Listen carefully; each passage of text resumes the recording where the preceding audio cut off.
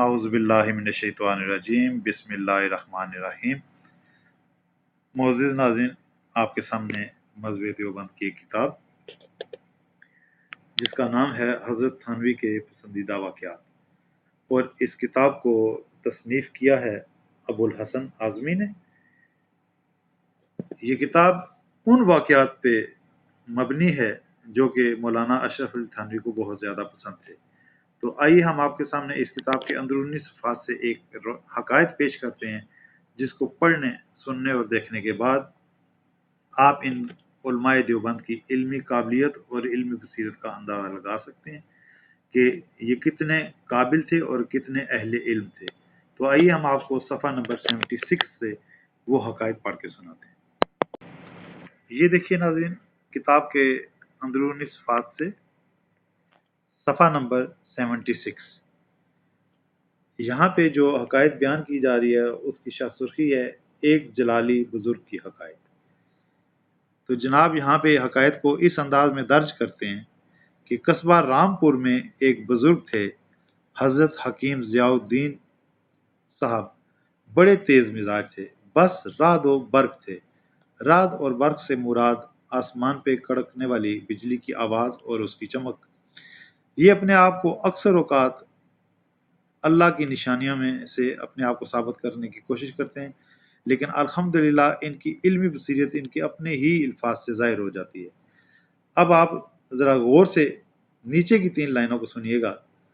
ایک بار حضرت مولانا گنگوئی، یہ گنگوئی صاحب وہ ہیں جو کہ مولانا اشرف علی تھانوی صاحب کے استاد ہیں، مولانا رشید احمد گنگوئی، ان کے یہاں مہمان تھے کہ ایک مسئلہ طلاق کا پیش آیا۔ مولانا نے فتویٰ دیا۔ ایک ملانی کہنے لگی کہ قرآن مجید میں تو اس کے خلاف لکھا ہے۔ حکیم صاحب بگڑ گئے، کہا اری چل بیٹھ چڈو، تو کیا جانے قرآن کو۔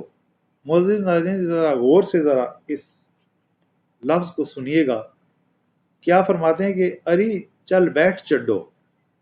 یہ حضرت جو ہیں حکیم ضیاء الدین صاحب، ان کو مولانا کے لفظ سے اس کتاب میں یاد کیا گیا اور وہ فتویٰ بھی دے رہے تھے، مطلب کہ وہ مفتی تھے۔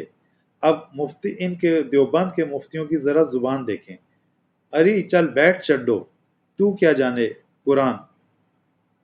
قرآن کو، اتنے جوتے پڑیں گے کہ سر پر بال باقی نہ رہیں گے۔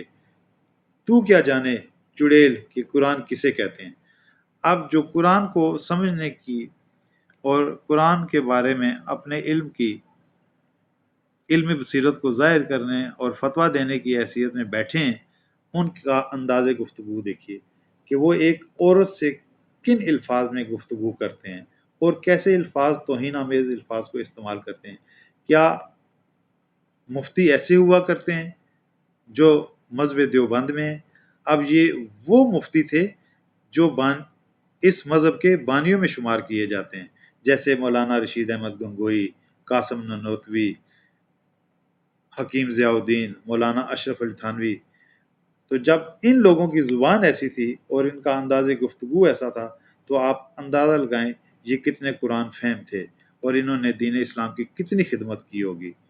اللہ تعالی ہمیں اس مذہب دیوبند کے گند سے بچائے اور تمام مسلمانوں کے ایمان کو محفوظ رکھے اور ان کے اس رستے سے دور رکھے۔